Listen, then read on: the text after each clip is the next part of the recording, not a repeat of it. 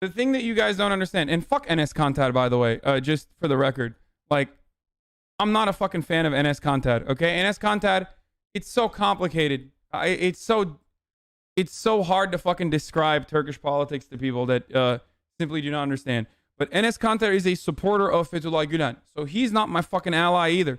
Just because he's against Erdogan does not mean that we are against Erdogan in a similar capacity. We're not.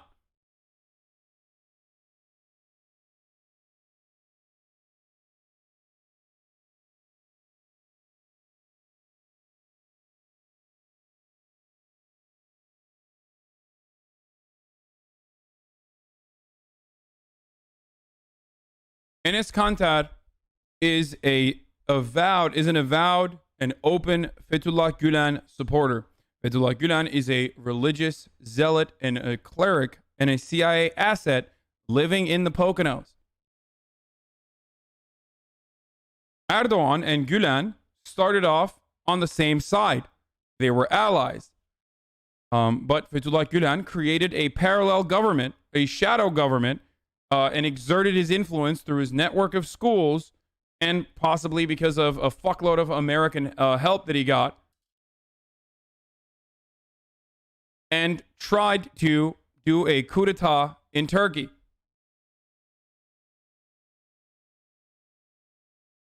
Okay?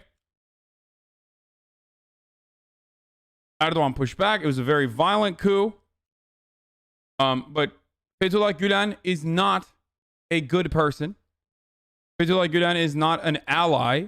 Fethullah Gülen is even more, in my mind, almost as dangerous, if not more dangerous, than fucking Erdogan is.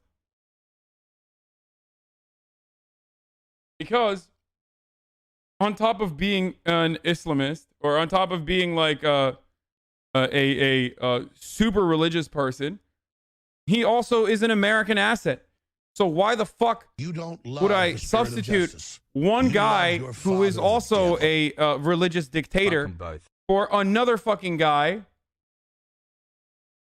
Yeah, Enes Kanter endorsed Elliot Engel. He's nothing like you. Yeah. Yeah, fuck him.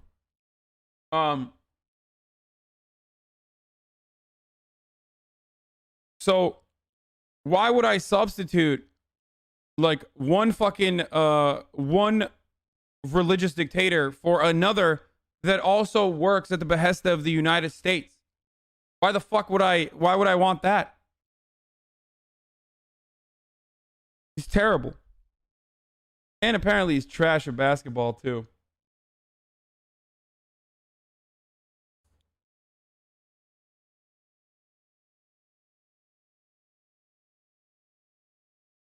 Was Gülen really behind the coup? It just seems like Erdogan is paranoid about seeing Gülen's shadow everywhere. No.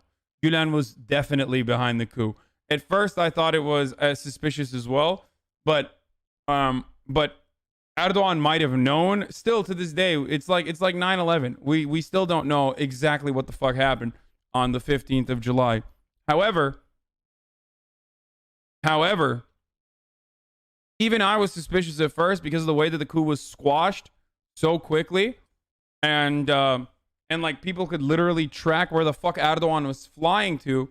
Like you could track his flight patterns, and instead of killing him or instead of immediately jailing him, people just watched, and then he went on television, right? He went on television via FaceTime and like was able to address the nation and shit like that.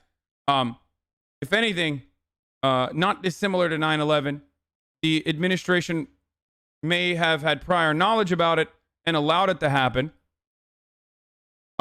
exclusively to take over even more control of the country, declare martial law, and also enact a constitutional amendment that would turn Turkey, that would change Turkey's parliamentary system into a presidential one.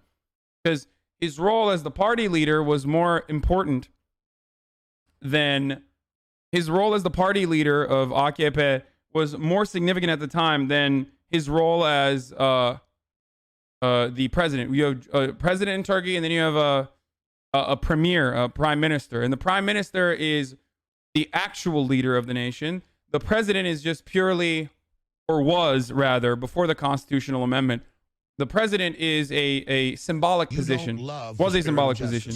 He changed that. Your father, the devil. He changed that and was able to do that with a referendum because of all of the because of the martial law and because of the Fethullah Gulen people that he was locking away.